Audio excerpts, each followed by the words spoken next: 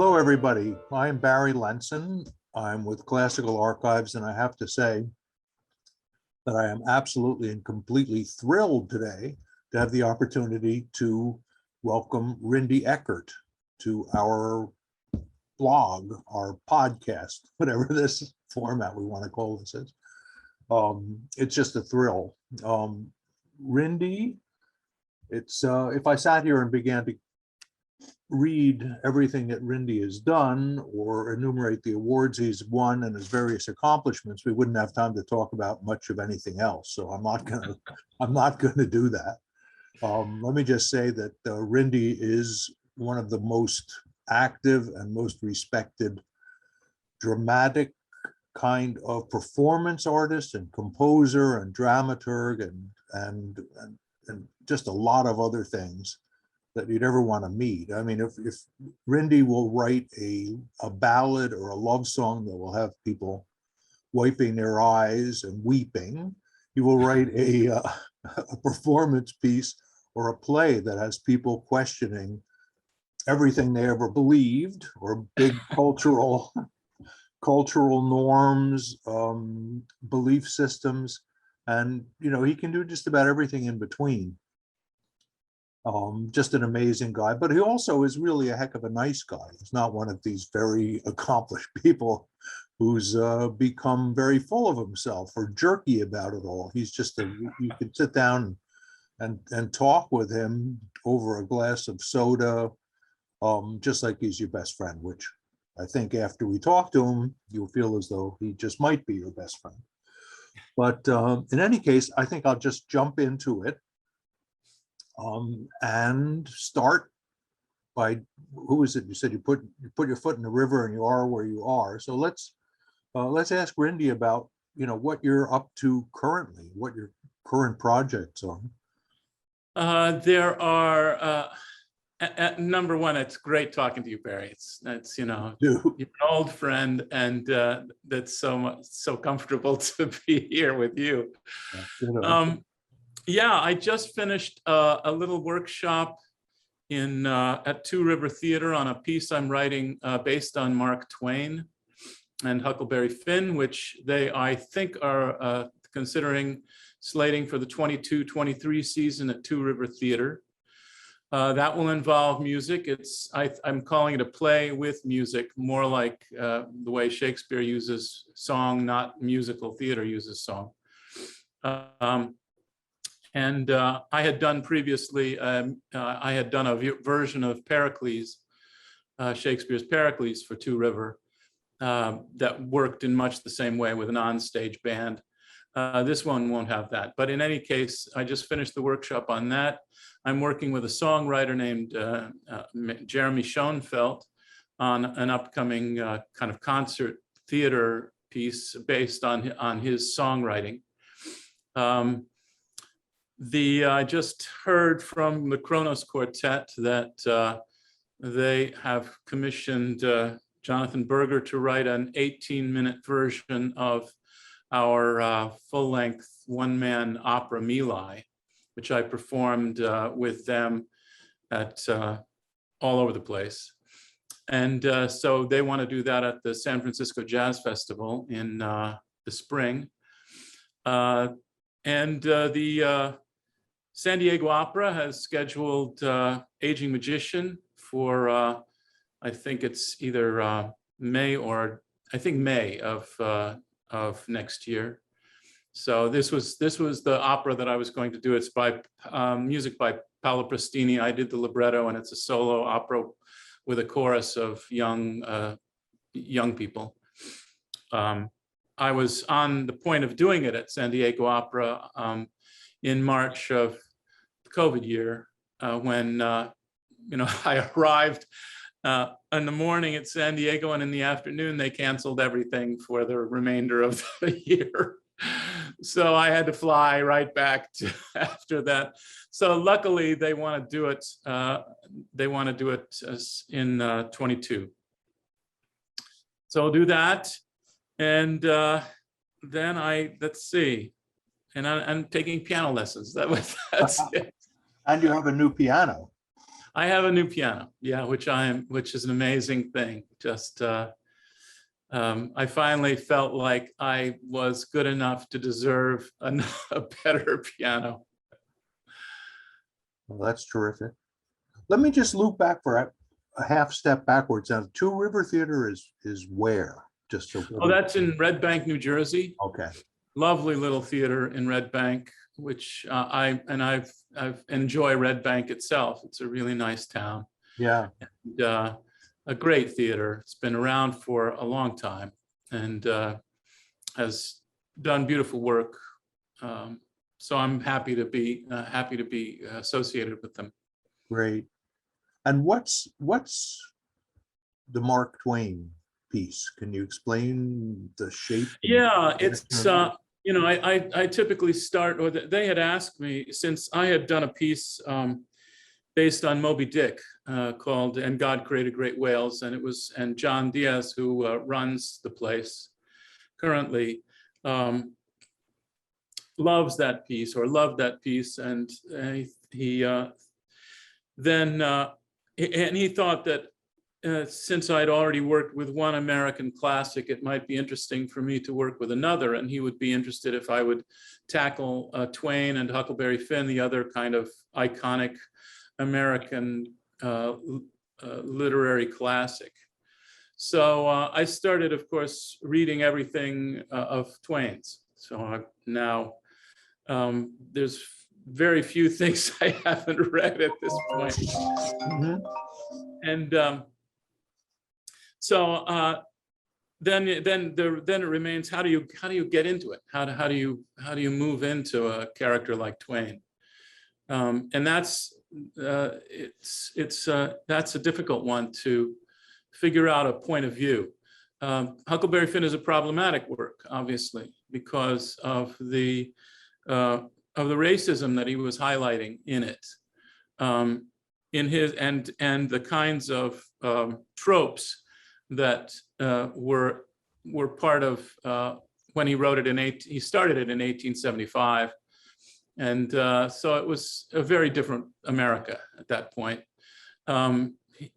Twain was a staunch abolitionist, and you know he was a feminist and an abolitionist. He was basically taught by his wife Livy to, and it took him out of his kind of Southern Missouri upbringing. So he was anxious to talk about racism, but the language that he used is not the language that we use now. And so how do you get around the cultural era, the epoch in which he wrote? So I did a thing with it where it's basically Twain on his deathbed trying to write the ending to his life. And he always had difficulties with endings. He had difficulty with the ending of Huckleberry Finn. It was a mess. And it's over and over, you find this with Twain. So anyway, I decided to do this thing where he's trying to figure out his own ending, and then Huckleberry Finn and the raft become almost like Charon and crossing the river Styx. And so he ends up in a kind of purgatorial place on the raft with Huckleberry and Jim. In the meantime, there's a visitation by some ruffians, so we roughly follow some of the elements of that novel. The raft gets routinely invaded by various people, and notably the Duke and Dauphin that they're comic figures really in Twain. I remember that. Yeah. I call them the ruffians, and they show up and disrupt things in the process. So he ends up in this wonderful place of the kind of Twain and the Bardo.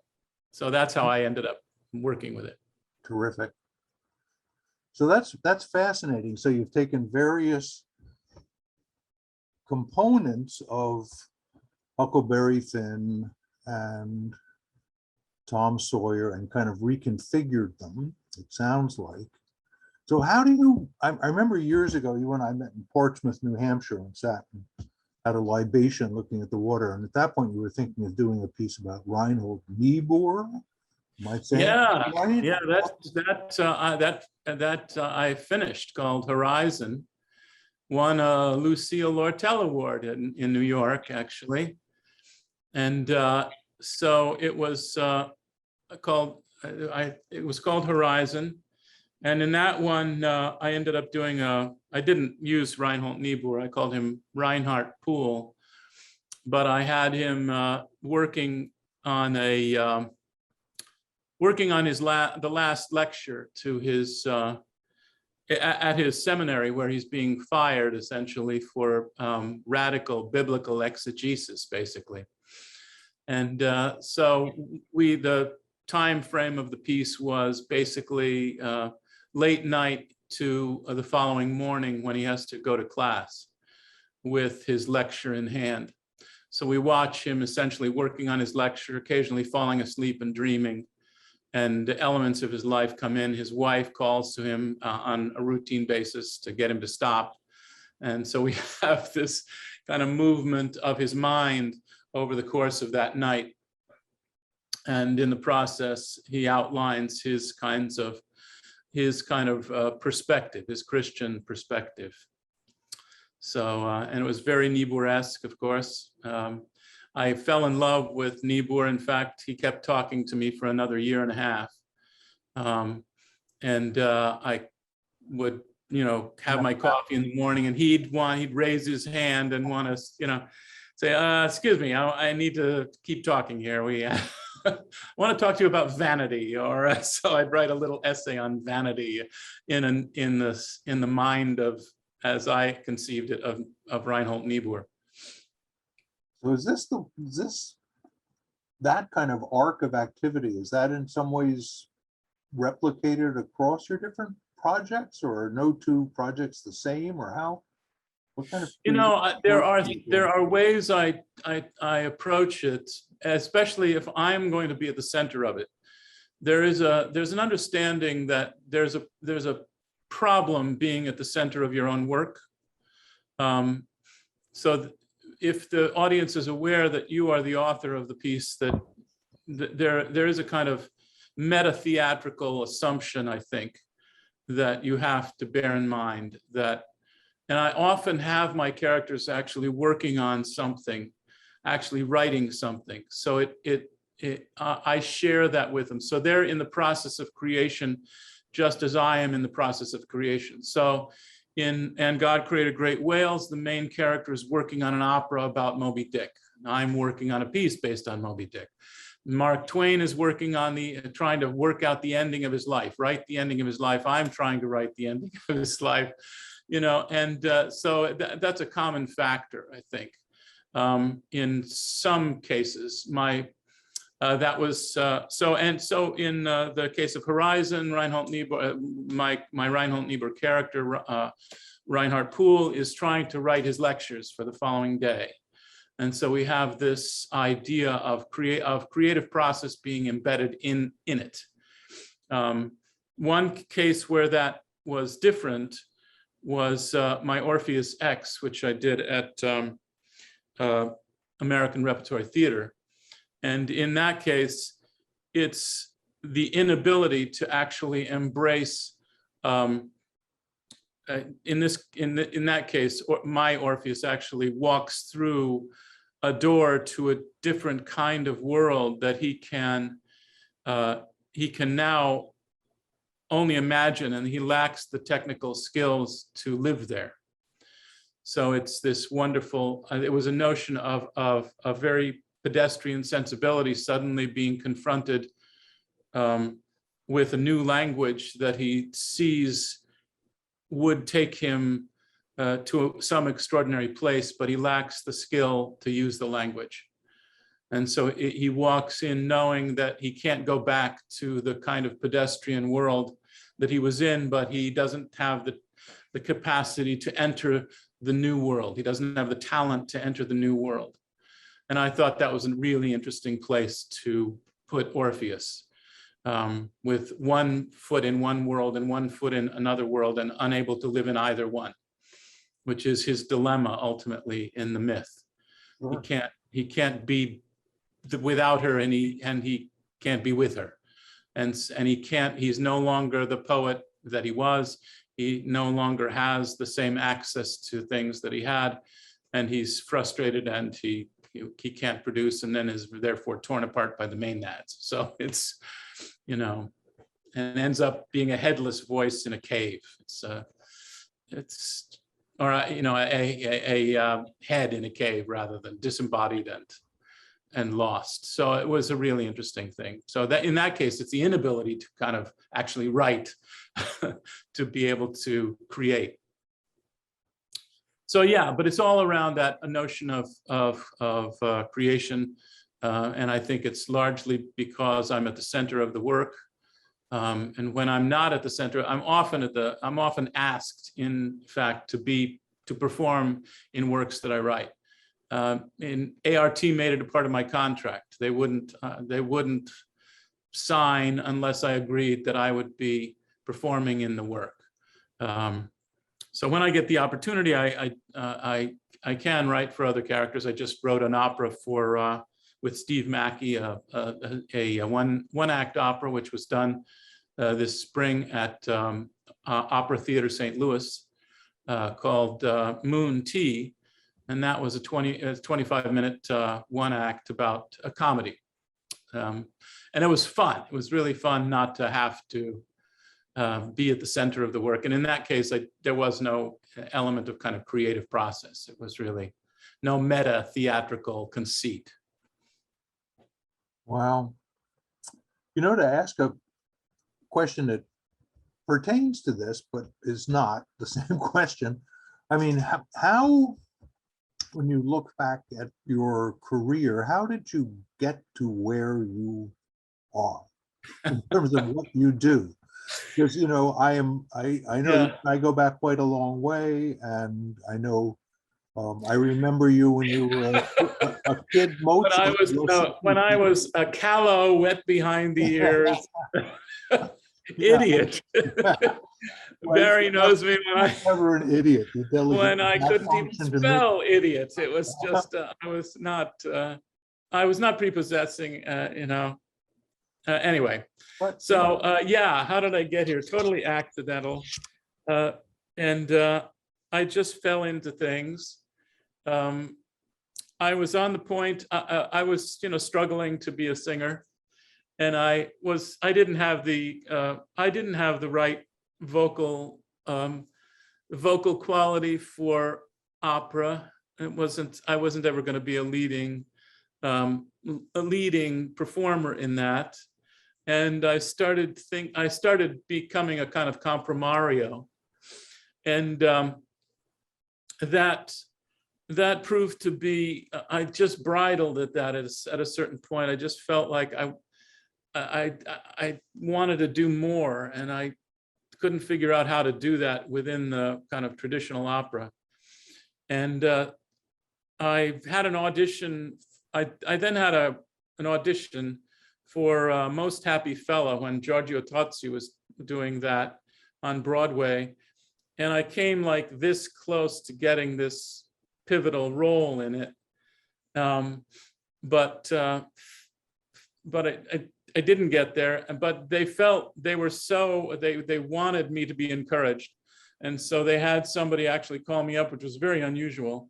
And they said, look, you came so close to getting this thing, and it's only because the music director was trying to blend voices, and yours didn't blend with the voices he wanted in there. But we want to just, we want you to know how impressed we were, and we want you to know that you can work anytime in New York. And because, so they wanted to say, you impressed some very important people, and so, you can do this. So don't be discouraged. They didn't want me to be discouraged. And I had the simultaneous offer from some friends out in Seattle to come out and do a kind of wild performance troupe. And we would do new work, and we would just kind of invent stuff, and we would play. And I thought, well, if I can do this anytime, if I can be, I'll just take a break and from New York, and I'll go out to Seattle, and I'll work with these folks for a while, and we'll do some interesting work, and I'll learn some things, and I'll teach a little at this college. And so I went out there and I started out, I didn't have a job, so I got a job. I had worked as a construction worker, so I got a job as maintenance man at the college. And then I became head of maintenance for a couple of years at the college. So running their maintenance program. Good for you. And in the meantime, I was doing artwork, and I got to know a guy named Paul Drescher, and he invited me down to San Francisco. He's a wonderful composer. And he said, look, and he knew I was writing in a journal at that time, and I was sharing the journal with him. And he finally said, come down, let's work together. We worked on a few projects. Then he formed his own ensemble. I became a principal contributor in that ensemble. We worked for 10 years. We started making operas together, kind of electronic operas, and did a thing called Slow Fire, which kind of put us on the map. And then I met Ellen, and Ellen was my wife, Ellen, who was the angel in Angels in America.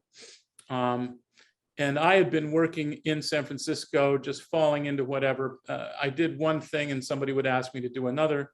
That's how it worked. It would just be some dancers saw what I was doing and said, can you work with us? We'd like you to dance with us because we like the way you move. It's idiosyncratic. And we like the way you work with language, and we'd like you to do some language for us. I got involved with Margaret Jenkins, with whom I still work, and Paul Drescher, with whom I still, yeah. And so all these, and it was a wonderful proving ground for me in San Francisco. I could do everything. I directed, I wrote, I was, I could act, I could dance. It was all these things, and I was having a ball doing it. And then I moved to New York to be with Ellen, who was in this Broadway show, and immediately kind of got some things in New York. I did a piece based on Dante, and then I was asked by the Public Theater to do a piece based on Romeo and Juliet.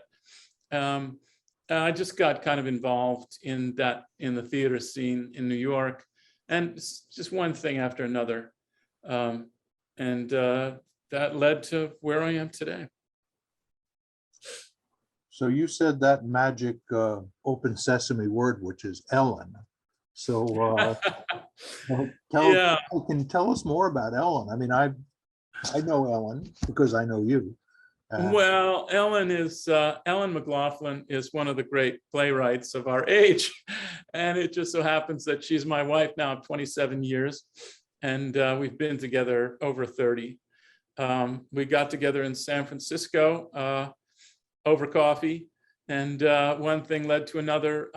And eventually we got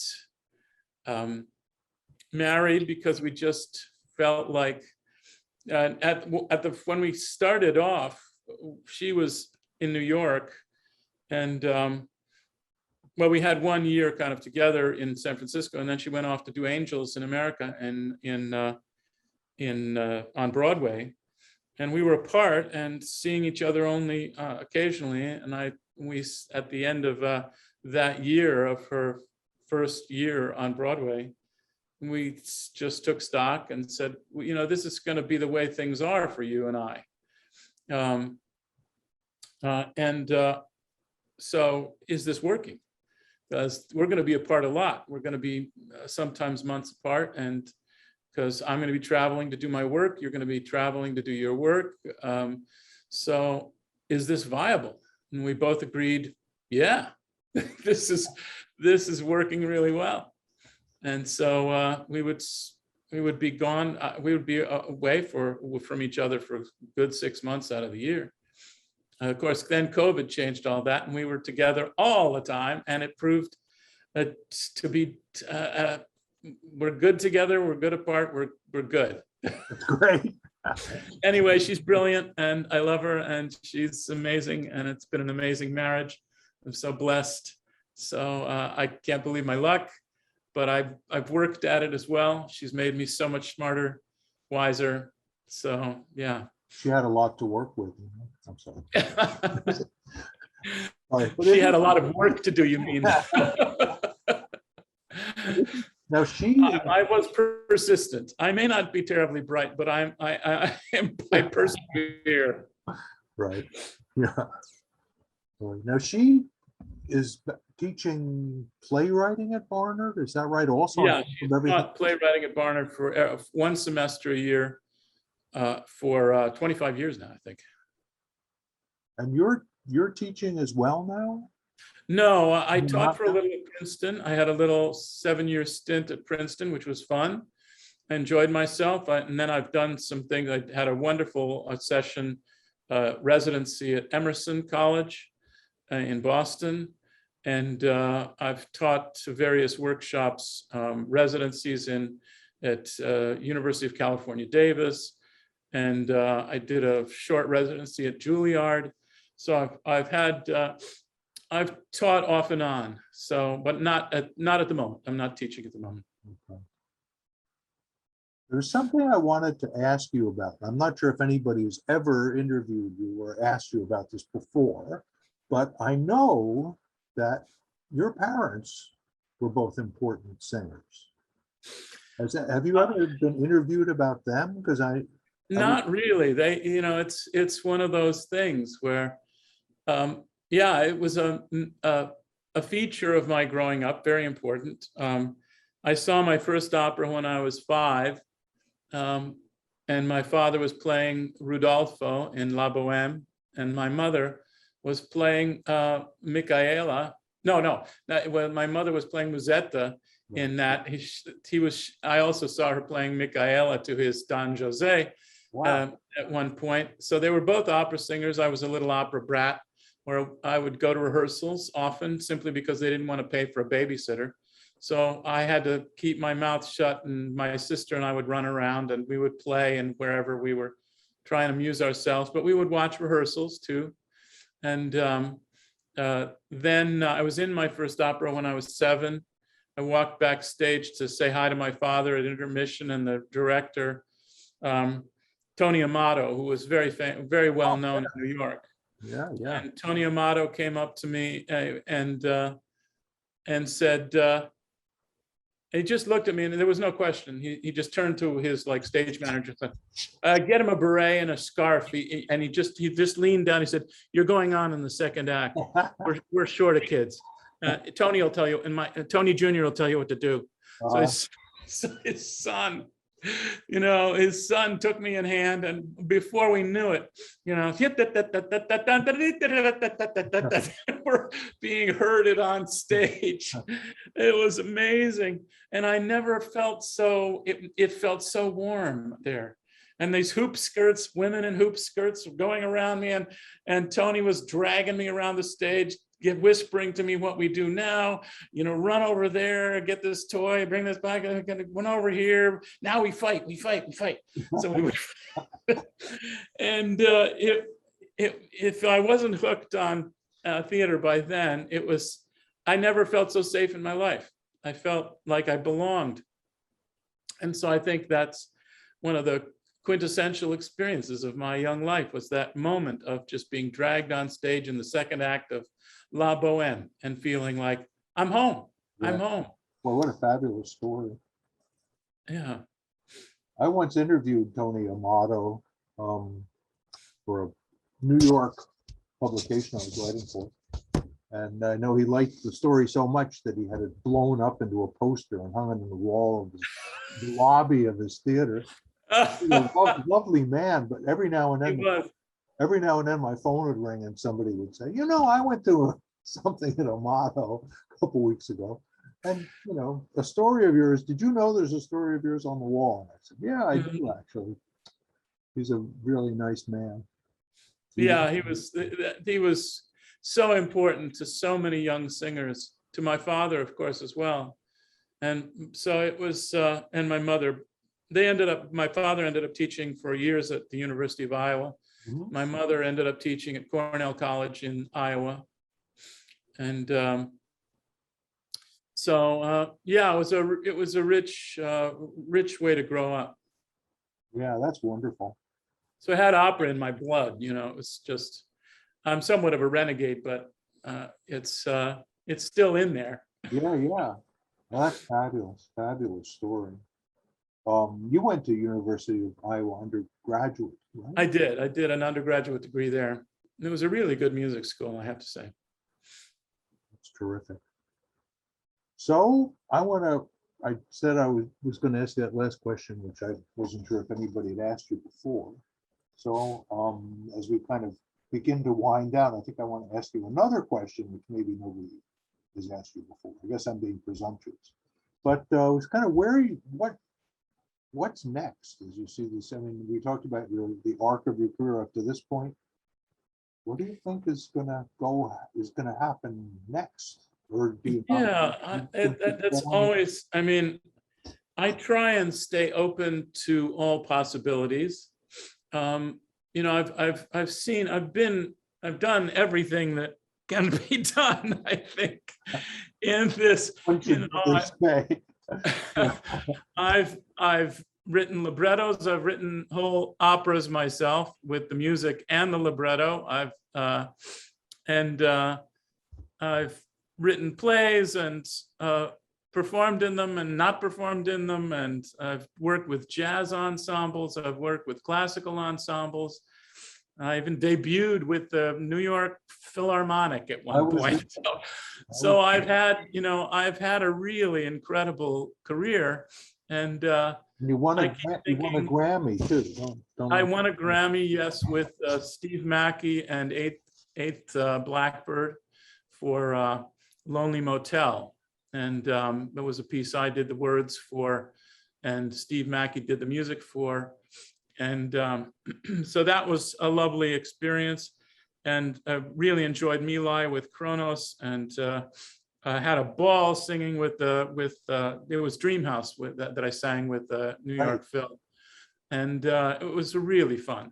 And as I walked out on stage, and most of the time it's a one-off, I feel like, at this stage, and I was over 60 by then, and I thought, I'm not here to further my career. This is a one-off. This is just, and if I don't enjoy myself right now, then I'm a fool. I have to really enjoy this. I know what I'm doing. I'm going to get up there. I'm going to sing this and enjoy singing it and enjoy the whole experience. And I did. And it was really great. And I can tick that off my bucket list. Yes, soloed with the New York Philharmonic. Okay, done. Let me just interject one thought, which was because I was there. I want to question your earlier statement that you didn't really have a voice for opera, because you sang the eyeballs. You really did. Thank you so much. It was in fact one of the reasons why I did it was because they wanted to hire someone they're used to singing with. And Steve Mackey, we were both, Steve said, well, you're welcome to do that. Of course, that's your prerogative. We want the piece to be done. And so if you're more comfortable, I'm sure Rinde understands that, and it's no problem. And I didn't have any problem with it. And they couldn't find anybody who would do it. So they had to come back and say, well, there's just there are just too many moving parts in this one. And it has a string of 13 high A's at the end of 45 minutes of singing. So it's what they call a ball buster. Right. Yeah. And I did sing it well that day, I think. So I was pleased. I think so. I'm here to attest to that. Thank you. And but as far as what's next, I've always left it up to the universe. I've constantly said, look, if you don't want me to do this, it's been a very unusual career. And I thought, well, if you don't want me to do it anymore, just stop, stop having people ask me to do things, or I'll just, let things dry up, but somehow they don't dry up. And I keep thinking, this is the last, and I now just go off into the sunset. But then I get a bee in my bonnet, or I get an idea, and I want to do it, and I talk to people about it, and then other people get excited about the idea, and then suddenly things are happening. And I keep being surprised that I'll get another opportunity, and I look at my body of work, and I'm really proud of the body of work. I just, hasn't made me a whole lot of money, but it certainly just kept my mind moving, and it kept my spirit alive. And so that's really what I'm after right now. I don't want to die stupid.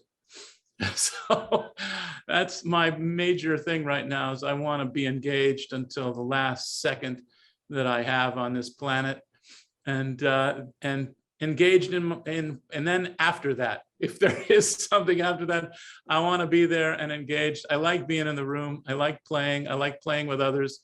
So if the piece I'm working on isn't a playground, I'm not particularly happy. It doesn't happen very often, but occasionally you get in there and you realize the rest of these people don't want to play, and you go, no, okay, I'll weather this one, but the next one, I want people who want to play.